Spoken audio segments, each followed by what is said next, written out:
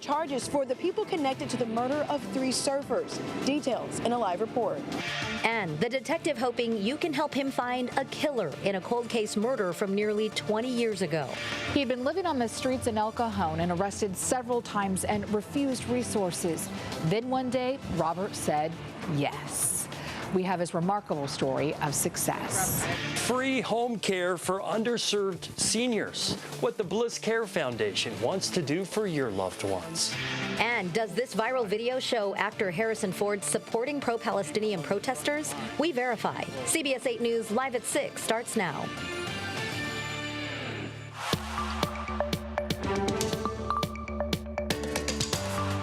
We are working for you tonight to get answers after a man who lives in University City says State Farm denied his claim on a renter's insurance policy. Good evening, I'm Marcella Lee. I'm Carlo Cicchetto. As CBS 8's David Goffredson reports, the man has to move out while damage from a roof leak is repaired, and State Farm says it won't pay to cover his expenses. It's the whole roof, man. This is what it looks like when it rains on the roof above John Green's condo in UTC. And this is what it looks like now on the inside. This is the real damage. The entire ceiling is full of mold, black mold. John is a renter at Park Place La Jolla, a complex of 44 condo units. This here, we collected 13 gallons of water in less than 4 hours. The HOA's farmer's insurance is covering the exterior leak damage and plans to repair the roof at the end of the month. His landlord's traveler's insurance is covering damage on the inside. But John's State Farm insurance denied his claim for moving and displacement expenses while the repairs are taking place. I don't know why they're denying my claim. We've never made a claim. We've been with State Farm, Bruce Anderson, for 30 years. We've never made a claim at all, not even for cars. And for them to deny us, that's just a kick in the gut.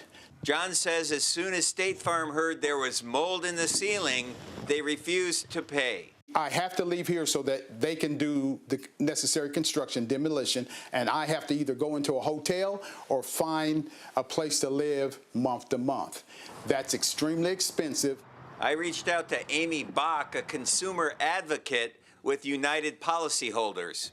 We're getting a lot of complaints similar to this, and we are hearing that State Farm is taking an intentional hardball approach to water damage claims across the country. John says he did file a complaint with the state insurance commissioner, but that can take 3 to 4 weeks. He did the right thing coming to your station, and we always hope that airing this publicly will put pressure on State Farm to do the right thing.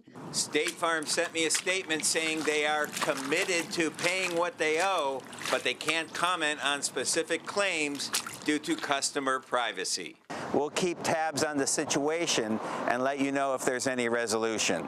Working for you in UTC, David Goffredson, CBS 8. Thanks so much, David. And here at CBS 8, we do want to help solve problems affecting you and your community. If there's an issue you'd like us to look into, email us at workingforyou@cbs8.com. Oceanside police need your help to find a woman accused of murdering a man in a riverbed. Erin Sorensen goes by the nickname Angel. Police say she killed 37-year-old Jacob Sanders back in December of 2022. Sorensen is described as 5 feet tall, 170 pounds, with blonde hair and green eyes. Here's a photo of her. A $1,000 reward is being offered for any tips that lead to her arrest. The 49-year-old is known to frequent Oceanside and Tijuana.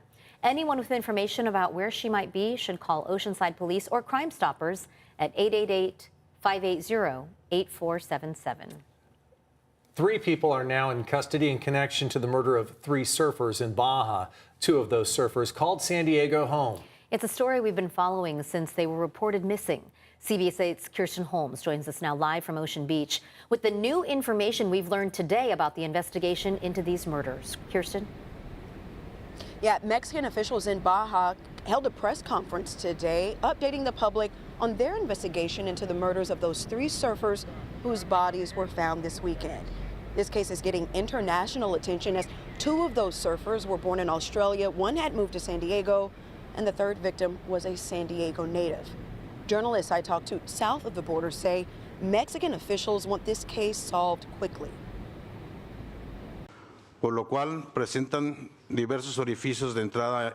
The victims have multiple gunshots to the body. That's Dr. Ramon Alvarez at the Baja California State Attorney General's news conference about the progress of their murder investigation. Vicente Calderon with TijuanaPress.com was there.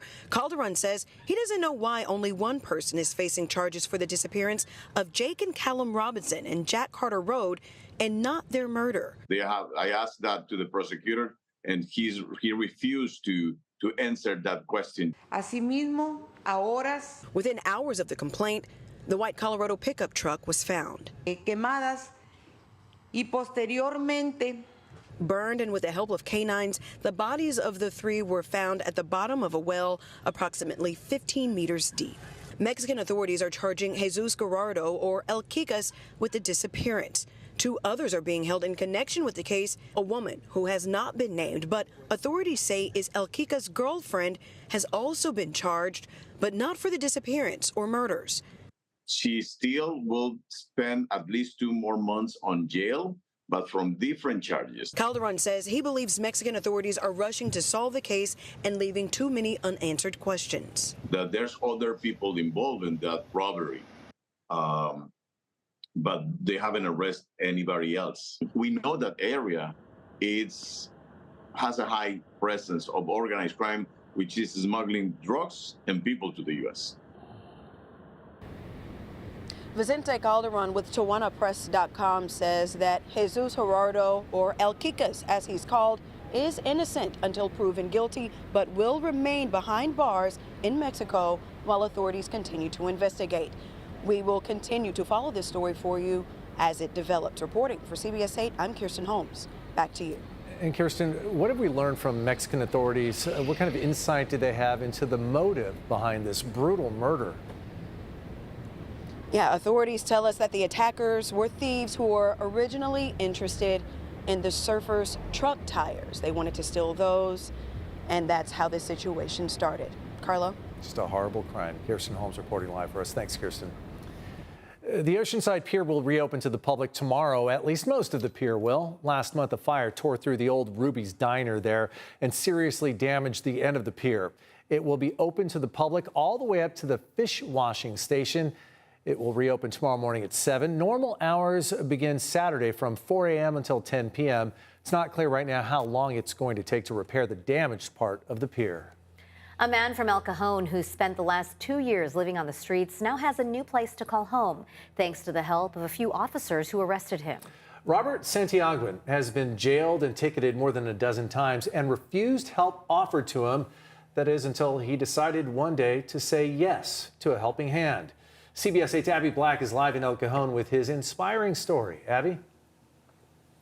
Carlo and Marcella, I just love this story. I was scrolling through Instagram and I went past a picture of an older man in a cap and gown posing with a police officer in uniform. And I thought, wait a second, let me go back. I want to read more about this. Well, as I read more about the story behind the image, I knew that I needed to share this. If you believe in your community and those that you serve, all you need is a little persistence, determination, and hope. Overwhelmed with emotion. Whew. Sorry. 48-year-old Robert Santiaguin can't believe that he's living this moment. I can actually walk outside and just like. He can walk outside of his own studio apartment. The studio's furnished. It's got heating and air conditioning. He says that he won't forget the moment that he walked into his home. I cried. I do it every day. I thank God every day for it, and I thank the cops and the Home Start for helping me out on that. If it wasn't for them, I don't know where I'd be. Robert says that he'd still be living here on Decker Street. 2 years on the street, and it was hell. El Cajon police say that they arrested Robert at least 17 times over 4 years for illegal lodging, drugs, and municipal code violations. We've probably asked him no less than 100 times through the course of 2 years if he wanted to go to emergency shelter or get into a motel voucher. And I kept refusing because I didn't think I wanted it, I needed it. But in January, officers Stephen Bellwood and Brandon Innes believed that he needed it and did not give up.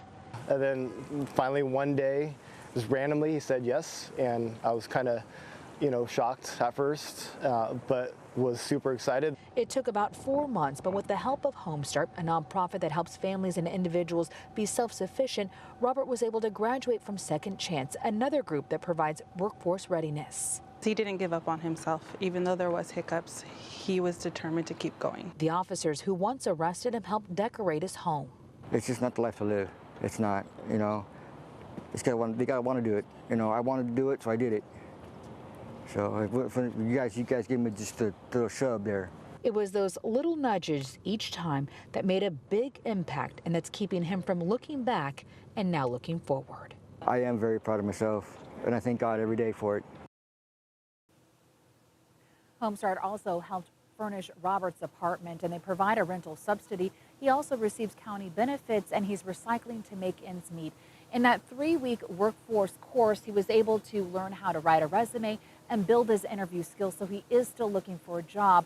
He says that he knows construction, how to work on heavy equipment, and landscaping. So if you are out there and you're interested in hiring Robert, please don't hesitate to call Homestart. That number is 619-851-5101. We'll have that information posted on this story at CBS8.com. And he's got some good references, too. Yeah. All the best. Congratulations, Robert. Thanks, Abby.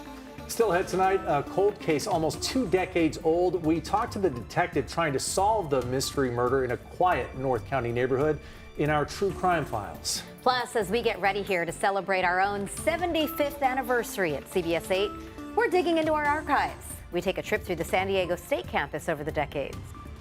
We had plenty of sunshine by the afternoon hours today. We were still locked into those 60s and 70s when it came to our daytime highs, that near seasonal range. But how long will it last? All those details are coming. And up next, a pro-Israeli protest near the USC campus as graduation ceremonies continue there this week.